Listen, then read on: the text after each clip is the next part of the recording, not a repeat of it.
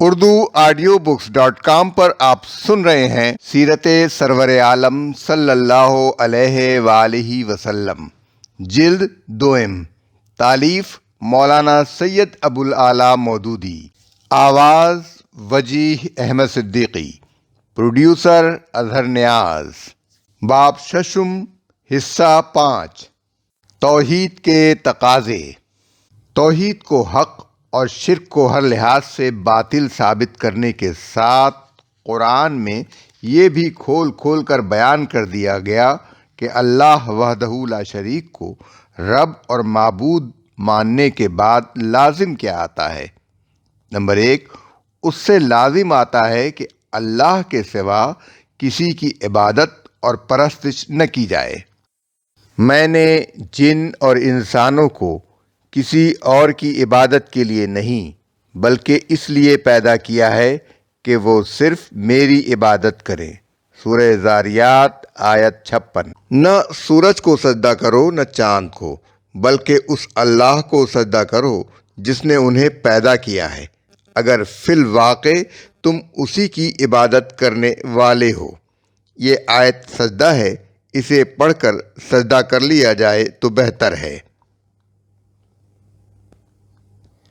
اے محمد، ہم نے یہ کتاب تمہاری طرف برحق نازل کی ہے، لہذا تم اللہ ہی کی عبادت کرو، دین کو اس کے لیے خالص کر کے۔ خبردار رہو، دین خالص اللہ ہی کا حق ہے۔ سورہ زمر آیات 2 تا 3۔ کہہ دو کہ مجھے اس بات سے منع کر دیا گیا ہے کہ ان کی عبادت کروں جنہیں تم اللہ کو چھوڑ کر پکارتے ہو۔ سورہ مومن آیت 66۔ 2، اس سے یہ بھی لازم آتا ہے کہ اللہ کے سوا کسی سے دعا نہ مانگی جائے، کسی کو فوق الفطری سپر نیچرل طور پر حاجت روا اور کارساز سمجھ کر اس سے اپنی حاجات میں مدد نہ مانگی جائے۔ ایاک نعبد و ایاک نستعین، اے اللہ تیری ہی ہم عبادت کرتے ہیں اور تجھ ہی سے مدد مانگتے ہیں۔ ایک مدد وہ ہے جو دنیا کے مادی قوانین کے تحت ایک شخص کسی دوسرے شخص یا چیز یا ادارے سے مانگتا ہے۔ یہ توحید کے خلاف نہیں ہے۔ توحید کے خلاف یہ ہے کہ خدا کے سوا کسی اور کے متعلق یہ سمجھا جائے کہ وہ غیبی طور پر ہماری دعائیں سنتا ہے، اور یہ خیال کرتے ہوئے اس سے مدد مانگی جائے کہ عالم اسباب پر اس کی حکمرانی ہے یا حکمرانی میں اس کا کوئی حصہ ہے، اور عام مادی اسباب سے بالا تر طریقے پر وہ ہماری حاجتیں پوری کر سکتا ہے۔ اور اللہ کے سوا کسی اور کو مدد کے لیے نہ پکارو جو نہ تمہیں فائدہ پہنچا سکتا ہے نہ نقصان۔ سورہ یونس آیت 106۔ اور اللہ کے ساتھ کسی اور معبود کو مدد کے لیے نہ پکارو، کوئی حقیقی معبود اس کے سوا نہیں ہے۔ سورہ قصص آیت 88۔ اور تمہارا رب کہتا ہے کہ مجھے پکارو، میں تمہاری دعائیں قبول کروں گا۔ جو لوگ گھمنڈ میں آ کر میری عبادت سے منہ موڑتے ہیں وہ ذلیل و خوار ہو کر جہنم میں داخل ہوں گے۔ سورہ مومن آیت 60۔ اس آیت سے یہ بات صاف ظاہر ہوتی ہے کہ دعا اور عبادت کی حقیقت ایک ہی ہے۔ جو شخص کسی سے دعا مانگتا ہے وہ در حقیقت اس کی عبادت کرتا ہے۔ اور جب میرے بندے تم سے میرے متعلق پوچھیں تو ان سے کہو میں قریب ہی ہوں، دعا مانگنے والا جب مجھے پکارتا ہے تو میں اس کی دعا کا جواب دیتا ہوں۔ سورہ بقرہ آیت 186۔ یعنی مجھ سے دعا مانگنے کے لیے کسی واسطے کی ضرورت نہیں ہے، میں براہ راست دعا سنتا ہوں۔ جواب سے مراد ایسا جواب نہیں ہے جو دعا مانگنے والا بھی سنے، بلکہ اس سے مراد یہ ہے کہ تمام درخواستوں پر جوابی کارروائی میں ہی کرتا ہوں۔ 3، اس سے یہ بھی لازم آتا ہے کہ اللہ کے سوا عالم الغیب کسی کو نہ مانا جائے، کسی دوسرے کے متعلق یہ نہ سمجھا جائے کہ وہ کائنات کی تمام پوشیدہ اور ظاہر حقیقتوں کو جانتا ہے۔ کہو آسمانوں اور زمین میں جو بھی ہیں ان میں سے کوئی بھی غیب کا علم اللہ کے سوا نہیں رکھتا۔ سورہ نمل آیت 65۔ اسی کے پاس غیب کی کنجیاں ہیں جنہیں اس کے سوا کوئی نہیں جانتا۔ خشکی اور سمندر میں جو کچھ ہے اسے وہی جانتا ہے۔ کسی درخت کا ایک پتا بھی جھڑتا ہے تو وہ اسے جانتا ہے۔ زمین کی تاریکیوں میں کوئی دانہ ایسا نہیں اور نہ کوئی خشک و تر ایسا ہے جو ایک واضح دفتر میں درج نہ ہو۔ سورہ الانعام آیت 59۔ 4، اس سے یہ بھی لازم آتا ہے کہ اللہ کے سوا کسی کے نام پر یا کسی آستانے پر کوئی جانور ذبح یا قربان نہ کیا جائے، اور ہر ایسا جانور حرام ہو جسے ذبح کرتے ہوئے اللہ کا نام نہ لیا جائے یا اللہ کے ساتھ کسی اور کا بھی نام لیا جائے۔ قرآن میں 4 مقامات پر صاف صاف الفاظ میں فرمایا گیا ہے کہ جس جانور کو ذبح کرتے وقت اللہ کے سوا کسی اور کا نام لیا گیا ہو وہ حرام ہے۔ سورہ بقرہ کی آیت 173، سورہ المائدہ کی آیت 3، سورہ الانعام کی آیت 145، سورہ نحل کی آیت 115، اور سورہ مائدہ میں بھی یہ تصریح ہے کہ غیر اللہ کے لیے نذر کے طور پر قربانیاں چڑھانے کے لیے جو آستانے مشرکین نے بنا رکھے تھے ان پر ذبح کیا ہوا جانور بھی حرام ہے۔ آیت 3۔ پھر سورہ انعام میں صراحت کے ساتھ فرمایا گیا، پس کھاؤ اس جانور کے گوشت میں سے جس پر ذبح کے وقت اللہ کا نام لیا گیا ہو۔ آیت 118۔ اور نہ کھاؤ کسی ایسے جانور کے گوشت کو جس پر ذبح کے وقت اللہ کا نام نہ لیا گیا ہو کیونکہ یہ فسق ہے۔ آیت 121۔ 5، اس سے یہ بھی لازم آتا ہے کہ جو خدا ساری کائنات کی حاکمیت و اقتدار کا لا شریک مالک ہے، اسی خدا کی حاکمیت اور اسی کے اقتدار اعلیٰ کو جملہ انسانی معاملات، اخلاق، تہذیب، تمدن، معاشرت، معیشت، سیاست، قانون، عدالت اور صلح و جنگ وغیرہ میں بھی تسلیم کیا جائے۔ اسی کا قانون قانون ہو، کسی دوسرے کو اس کے مقابلے میں قانون سازی کا اختیار نہ ہو۔ اسی کا حرام کیا ہوا حرام اور اسی کا حلال کیا ہوا حلال ہو۔ کسی کو یہ حق نہ ہو کہ بطور خود حلال و حرام تجویز کرے۔ انسان بحیثیت فرد اور بحیثیت جماعت نہ خود مختار بن کر اپنی مرضی چلائے اور نہ خدائے واحد کے سوا کسی اور کی مرضی کا قانون و قاعدہ تسلیم کرے۔ انسانی معاملات میں فیصلے کا اختیار اللہ کو ہو نہ کہ بندوں کو۔ تمہارے درمیان جس چیز میں بھی اختلاف ہو اس کا فیصلہ کرنا اللہ کا کام ہے۔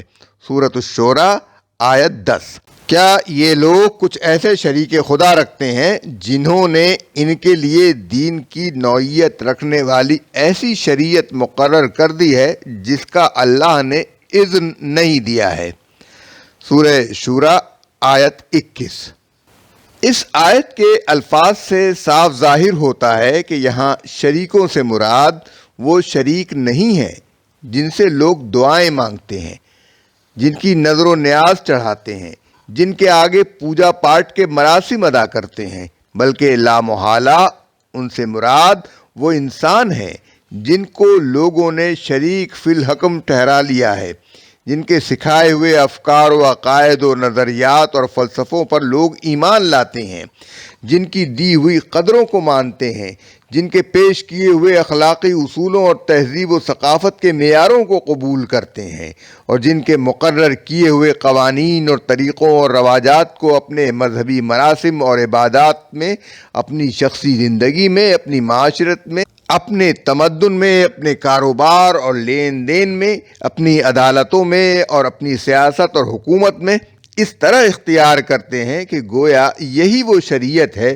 جس کی پیروی ان کو کرنی چاہیے۔ انہوں نے اپنے علماء اور درویشوں کو اللہ کے سوا اپنا رب بنا لیا، اور اس طرح مسیح ابن مریم کو بھی، حالانکہ ان کو ایک خدا کے سوا کسی کی بندگی کا حکم نہیں دیا گیا تھا، جس کے سوا کوئی بندگی کا مستحق نہیں۔ پاک ہے وہ اس شرک سے جو یہ لوگ کرتے ہیں۔ سورہ توبہ آیت 31۔ حدیث میں آتا ہے کہ حضرت عدی بن حاتم جو پہلے عیسائی تھے، جب نبی صلی اللہ علیہ وآلہ وسلم کے پاس حاضر ہو کر مسلمان ہوئے تو انہوں نے من جملہ اور سوالات کے ایک سوال یہ بھی کیا تھا کہ اس آیت میں ہم پر اپنے علماء اور درویشوں کو خدا بنا لینے کا جو الزام عائد کیا گیا ہے اس کی اصلیت کیا ہے؟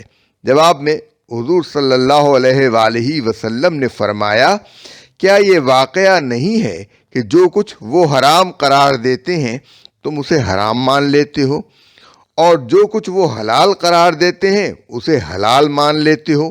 انہوں نے عرض کیا، یہ تو ضرور ہم کرتے رہے ہیں۔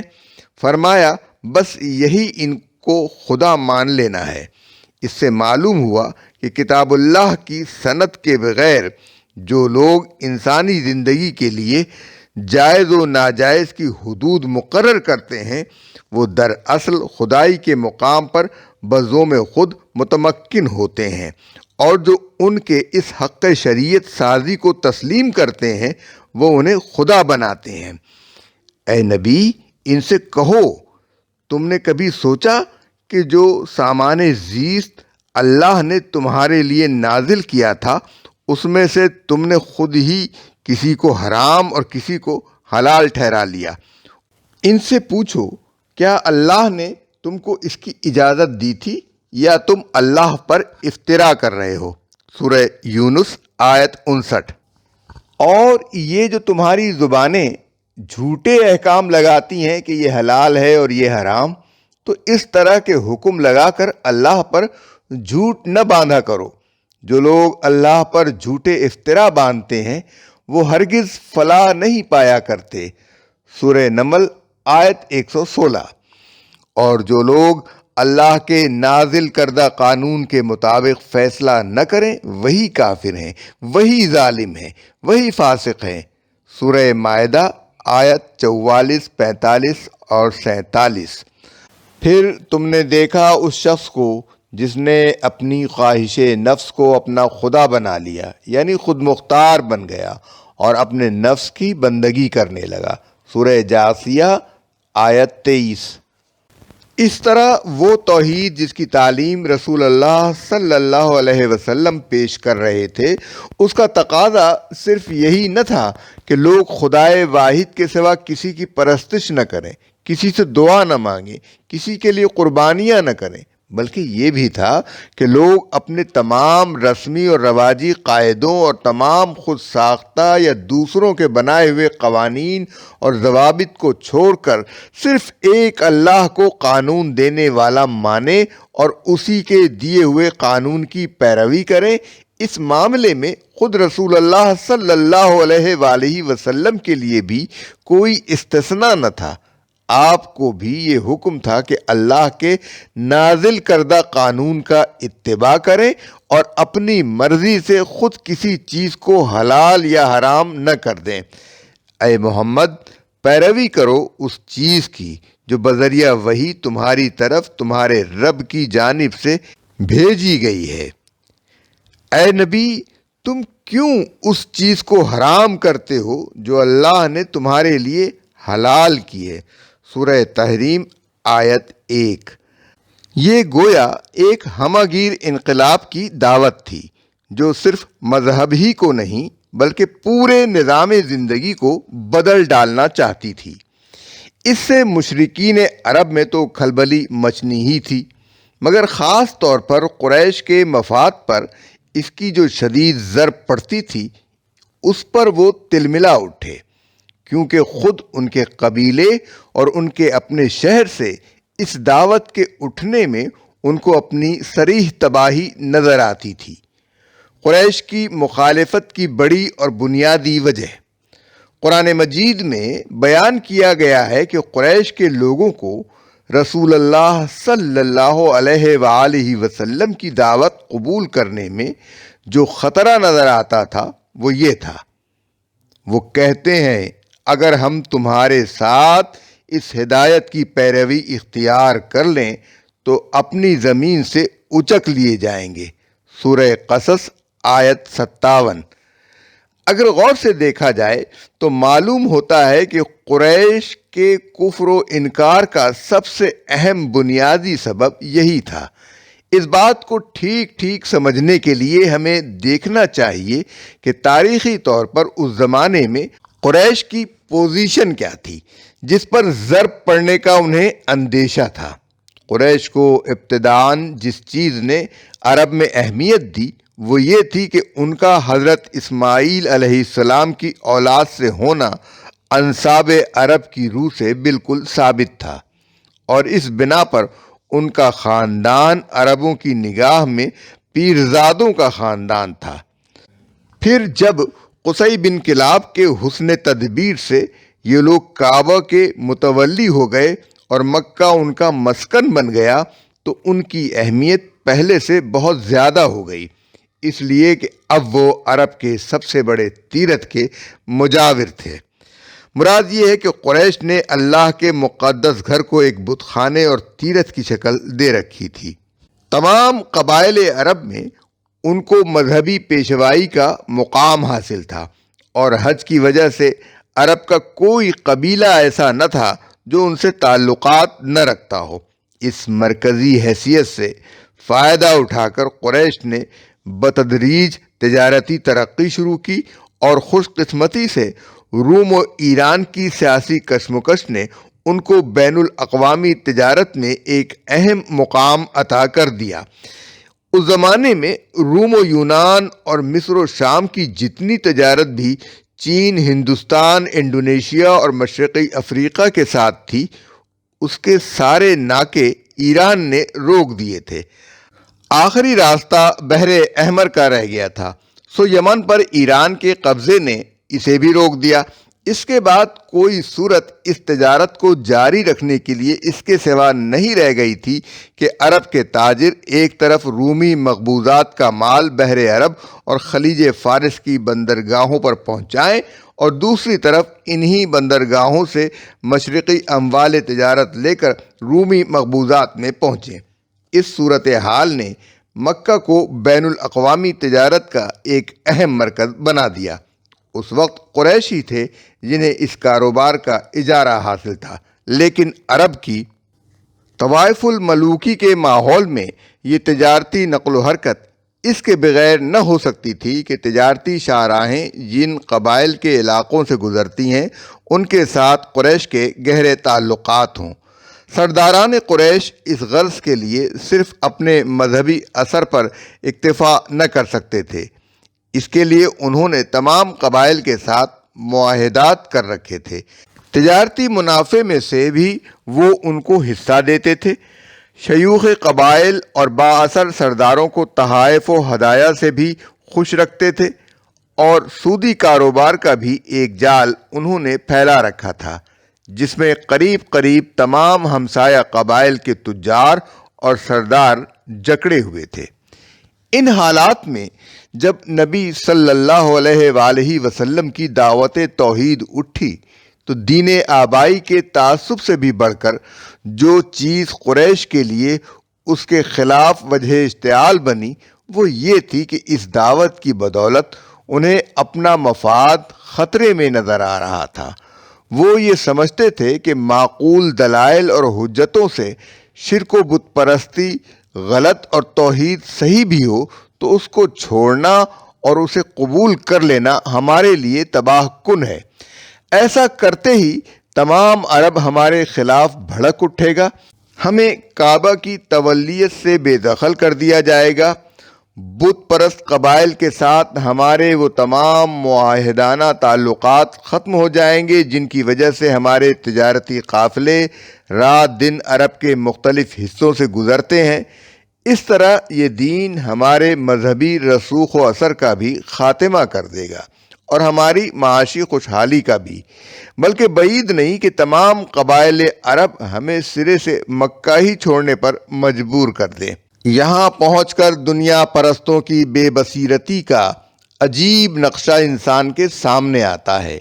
رسول اللہ صلی اللہ علیہ وآلہ وسلم بار بار انہیں یقین دلاتے تھے کہ یہ کلمہ جو میں تمہارے سامنے پیش کر رہا ہوں، اسے مان لو تو عرب و عجم تمہارے تابع ہو جائیں گے، مگر انہیں اس میں اپنی موت نظر آتی تھی۔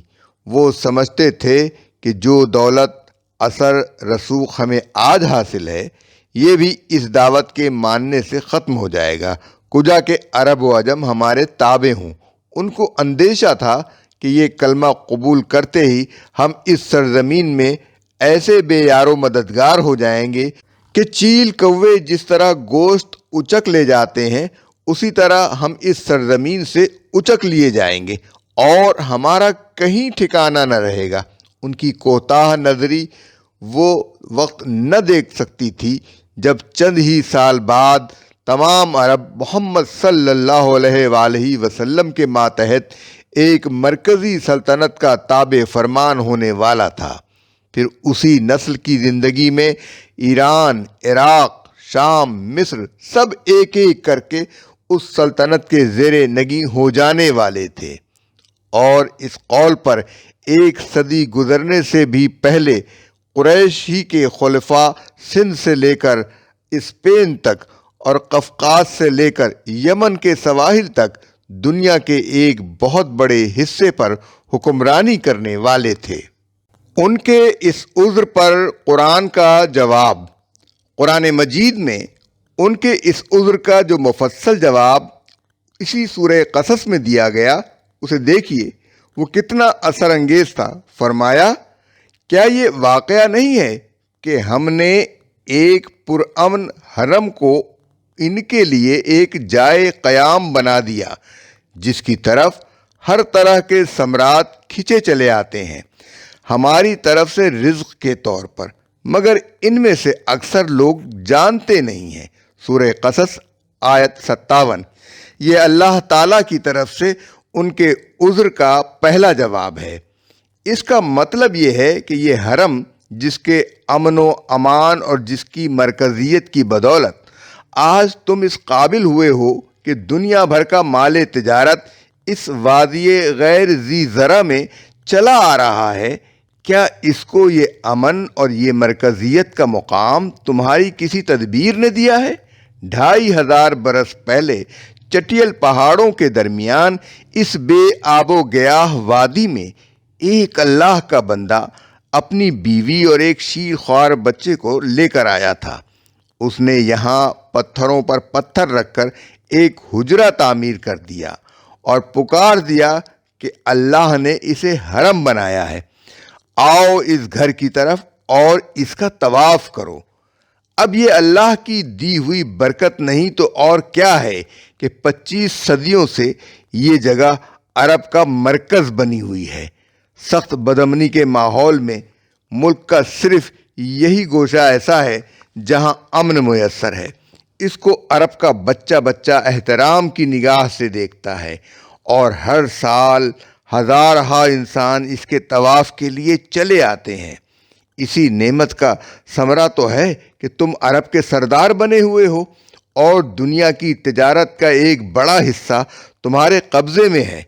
اب کیا تم یہ سمجھتے ہو کہ جس خدا نے یہ نعمت تمہیں بخشی ہے، اس سے منحرف اور باغی ہو کر تو تم پھلو پھولو گے، مگر اس کے دین کی پیروی اختیار کرتے ہی برباد ہو جاؤ گے؟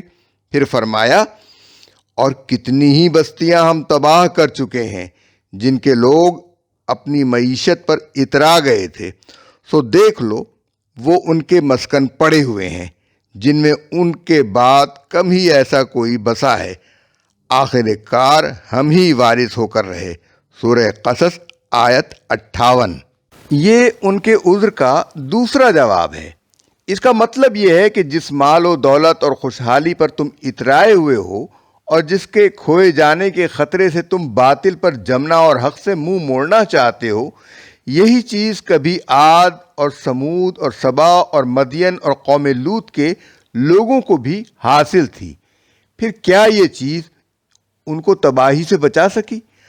آخر معیار زندگی کی بلندی ہی تو ایک مقصود نہیں ہے کہ آدمی حق و باطل سے بے نیاز ہو کر بس اسی کے پیچھے پڑا رہے اور راہ راست کو صرف اس لیے قبول کرنے سے انکار کر دے کہ ایسا کرنے سے یہ گوہر مقصود ہاتھ سے جانے کا خطرہ ہے۔ کیا تمہارے پاس اس کی کوئی ضمانت ہے کہ جن گمراہیوں اور بدکاریوں نے پچھلی خوشحال قوموں کو تباہ کیا انہی پر اصرار کر کے تم بچے رہ جاؤ گے اور ان کی طرح تمہاری شامت کبھی نہ آئے گی؟ آگے فرمایا، اور تیرا رب بستیوں کو ہلاک کرنے والا نہ تھا جب تک ان کے مرکز میں ایک رسول نہ بھیج دے جو ان کو ہماری آیات سنائے، اور ہم بستیوں کو ہلاک کرنے والے نہ تھے جب تک ان کے رہنے والے ظالم نہ ہو جاتے۔ سورہ قصص آیت 59۔ یہ ان کے عذر کا تیسرا جواب ہے۔ پہلے جو قومیں تباہ ہوئیں ان کے لوگ ظالم ہو چکے تھے، مگر خدا نے ان کو تباہ کرنے سے پہلے اپنے رسول بھیج کر انہیں متنبہ کیا، اور جب ان کی تنبیہ پر بھی وہ اپنی کجروی سے باز نہ آئے تو انہیں ہلاک کر دیا۔ یہی معاملہ اب تمہیں درپیش ہے۔ تم بھی ظالم ہو چکے ہو اور ایک رسول تمہیں بھی متنبہ کرنے کے لیے آ گیا ہے۔ اب تم کفر و انکار کی روش اختیار کر کے اپنے عیش اور اپنی خوشحالی کو بچاؤ گے نہیں، بلکہ الٹا خطرے میں ڈالو گے۔ جس تباہی کا تمہیں اندیشہ ہے وہ ایمان سے نہیں بلکہ انکار کرنے سے آئے گی۔ اس کے بعد ارشاد ہوا، تم لوگوں کو جو کچھ بھی دیا گیا ہے وہ محض دنیا کی زندگی کا سامان اور اس کی زینت ہے، اور جو کچھ اللہ کے پاس ہے وہ اس سے بہتر اور باقی تر ہے۔ کیا تم لوگ عقل سے کام نہیں لیتے؟ بھلا وہ شخص جس سے ہم نے اچھا وعدہ کیا اور وہ اسے پانے والا ہو، کبھی اس شخص کی طرح ہو سکتا ہے جسے ہم نے صرف حیات دنیا کا سر و سامان دے دیا ہو اور پھر وہ قیامت کے روز سزا کے لیے پیش کیا جانے والا ہو؟ سورہ قصص آیت 60 اور 61۔ یہ ان کے عذر کا چوتھا جواب ہے۔ اس جواب کو سمجھنے کے لیے پہلے دو باتیں اچھی طرح ذہن نشین ہو جانی چاہیے۔ اول یہ کہ دنیا کی موجودہ زندگی جس کی مقدار کسی کے لیے بھی چند سالوں سے زیادہ نہیں ہوتی، محض ایک سفر کا عارضی مرحلہ ہے۔ اصل زندگی جو ہمیشہ قائم رہنے والی ہے، آگے آنی ہے۔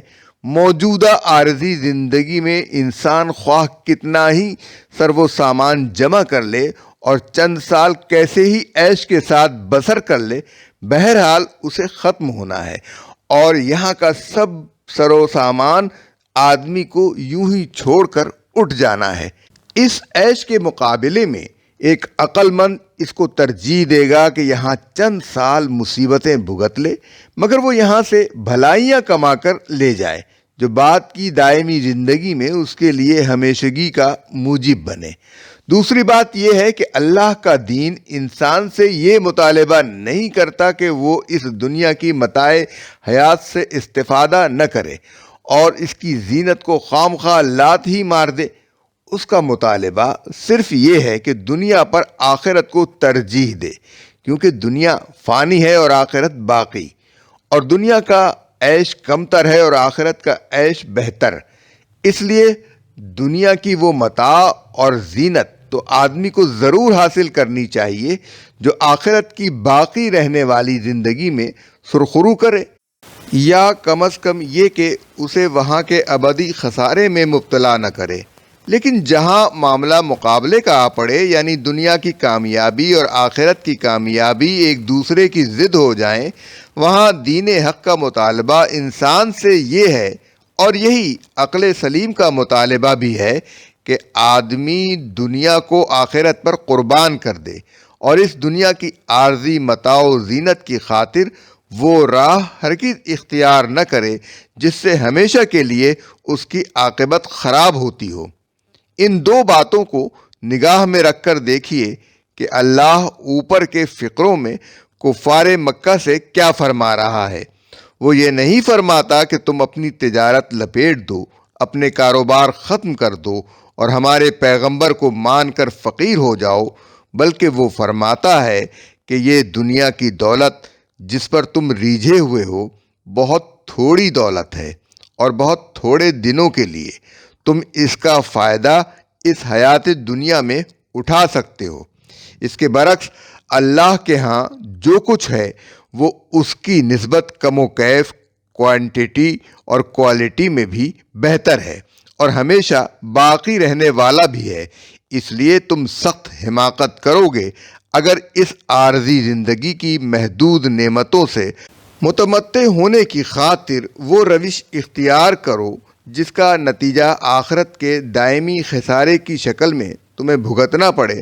تم خود مقابلہ کر کے دیکھ لو کہ کامیاب آیا وہ شخص ہے جو محنت و جافشانی کے ساتھ اپنے رب کی خدمت بجا لائے اور پھر ہمیشہ کے لیے اس کے انعام سے سرفراز ہو، یا وہ شخص جو گرفتار ہو کر مجرم کی حیثیت سے خدا کی عدالت میں پیش کیا جانے والا ہو اور گرفتاری سے پہلے محض چند روز حرام کی دولت سے مزے لوٹ لینے کا اس کو موقع مل جائے۔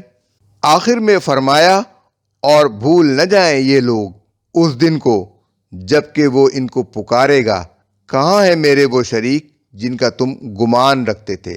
سورہ قصص آیت 63۔ یہ تقریر بھی اسی چوتھے جواب کے سلسلے میں ہے اور اس کا تعلق اوپر کی آیت کے آخری فقرے سے ہے۔ اس میں یہ بتایا جا رہا ہے کہ محض اپنے دنیاوی مفاد کی خاطر شرک و بت پرستی اور انکار نبوت کی جس گمراہی پر یہ لوگ اصرار کر رہے ہیں، آخرت کی ابدی زندگی میں اس کا کیسا برا نتیجہ انہیں دیکھنا پڑے گا۔ اس سے یہ احساس دلانا مقصود ہے کہ فرض کرو دنیا میں تم پر کوئی آفت نہ بھی آئے اور یہاں کی مختصر سی زندگی میں تم حیات دنیا کی متاع و زینت سے خوب بہرہ اندوز بھی ہو لو، تب بھی اگر آخرت میں اس کا انجام یہی کچھ ہونا ہے تو خود سوچ لو کہ یہ نفع کا سودا ہے جو تم کر رہے ہو یا سراسر خسارے کا سودا۔